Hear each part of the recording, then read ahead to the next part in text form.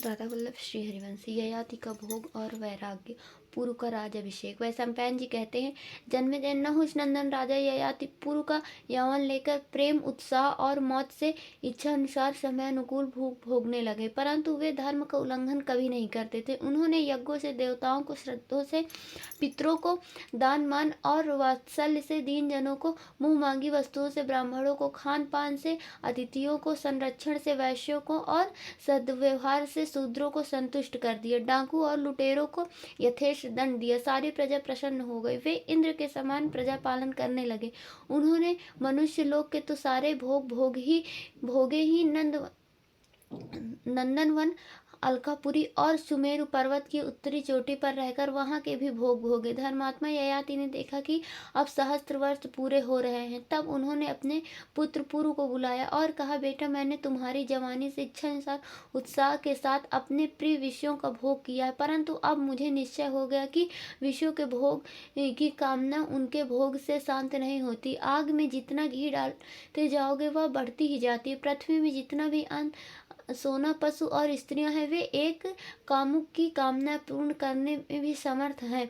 इसलिए सुख उनकी प्राप्ति से नहीं, उनके त्याग से ही होता है। दुर्बुद्धि लोग तृष्णा का त्याग नहीं कर सकते। बूढ़े होने पर भी वह बूढ़ी नहीं होती।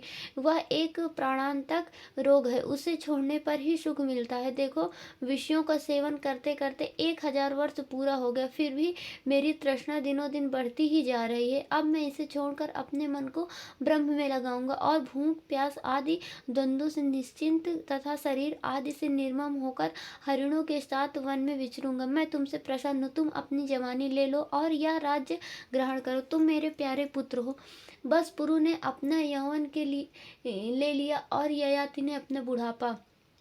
प्रजा ने देखा कि महाराज ययाति अपने बड़े पुत्रों को राज्य से वंचित करके छोटे पुत्र पुरु का अभिषेक करने जा रहे हैं। तब ब्राह्मणों को आगे करके सब लोग उनके पास आए और बोले, राजन, आप अपने ज्येष्ठ पुत्र यदु को छोड़कर पुरु को क्यों राज्य दे रहे हैं? हम आपको सचेत करते हैं, अपने धर्म की रक्षा कीजिए। तब ययाति ने कहा, सब लोग सावधानी से मेरी बात सुने। एक ऐसा कारण है कि मैं यदु को कभी राज्य नहीं दे सकता। मेरे ज्येष्ठ पुत्र यदु ने मेरी आज्ञा नहीं मानी थी। जो अपने पिता की आज्ञा नहीं मानता वह सत्पुरुषों की दृष्टि में पुत्र नहीं है। जो माँ बाप की आज्ञा माने, उनका हित करे, उन्हें सुख पहुँचावे, वही पुत्र है। पुरु के अतिरिक्त सभी पुत्रों ने मेरी आज्ञा की अवहेलना की। पुरु ने मेरा सम्मान किया, मेरी आज्ञा मानी, इसलिए यही मेरा उत्तराधिकारी है। यदु आदि के नाना शुक्राचार्य ने स्वयं ही मुझे यह वर दिया है कि जो तुम्हारी आज्ञा का पालन करे वही राजा हो। इसलिए मैं सारी प्रजा से अनुरोध करता हूँ कि सब लोग पुरु को ही राजा बनावे। प्रजा ने संतुष्ट होकर पुरु का राज्याभिषेक किया। इसके बाद राजा ययाति वानप्रस्थ आश्रम की दीक्षा लेकर ब्राह्मण और तपस्वियों के साथ नगर से चले गए।